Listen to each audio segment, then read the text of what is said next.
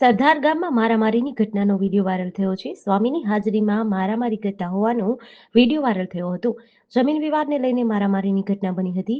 Video viral થયા બાદ આજીડીમ પોલીસમાં 2 લોકો વિરુદ્ધ ફરિયાદ નોંધાઈ છે. મંદિરની પાછળ રહેલ જમીનમાં સાફસૂફ કરવા ગયા દરમિયાન વિદ્યાર્થીઓને માર મારવાનો સ્વામીનો આક્ષેપ છે. જમીન સાફ સફાઈ કરવા દરમિયાન 2 થી 3 લોકોને માર માર્યાની ફરિયાદ નોંધાઈ છે.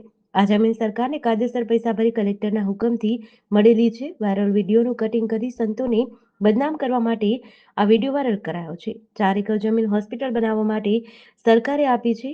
એક્રોસિટીની ફરિયાદ નોંધ પૈસા પડાવવાની વાત પણ કરી રહ્યા છે. મારું નામ સ્વામી બાલમુકુંદાસજી. ખરેખર આ જમીન અમે સરકારશ્રીમાં કાયદેસરથી પૈસા ભરી અને કલેક્ટરશ્રીના હુકમથી અમને આ જગ્યા મળેલી છે. આ જગ્યા સ્વામિનારાયણ સંસ્કારધામ કેળવણી ટ્રસ્ટ, અમારો જે ટ્રસ્ટ છે સરદાર મંદિરનો, એના નામથી અમને મળેલી છે.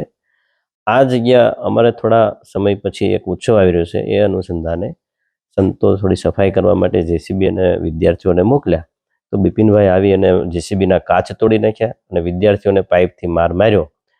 એ માર મારતાના સમયે સંતોને ખ્યાલ આવતા સંતો વચ્ચે પડી છૂટા પાડવા માટે ગયા. તો આ કટિંગ કરી વિડીયાનું સંતો દેખાય એટલે સંતોને બદનામ કરવા માટે આ વિડીયોને વાયરલ કરેલો છે. ખરેખર આખો વિડીયો તમે જુઓ તો એનો ખ્યાલ આવે તમને કે ખરેખર આમાં બિપિનભાઈનો વાંક છે ને બિપિનભાઈ મારવા ગયા છે ને સંતોને બદનામ કરી રહ્યા છે. 4 એકર આ જગ્યા છે અને અમને હોસ્પિટલના બનાવવાના માધ્યમથી સરકારશ્રીમાંથી મળેલી છે અને આની અંદર અમે હોસ્પિટલ બનાવવાના છે.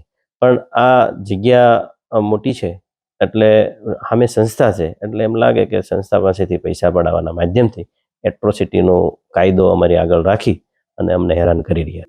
આજીડેમ પોલીસ સ્ટેશનમાં આની ફરિયાદ જે અમારા વિદ્યાર્થીઓ ઘાયલ થયા છે એમના નામથી જ નોંધાણી છે અને બિપિનભાઈ વિરુદ્ધ નોંધાણી છે. જીડીસી ન્યૂઝ સાથે કરશન બામરા, આટકોટ.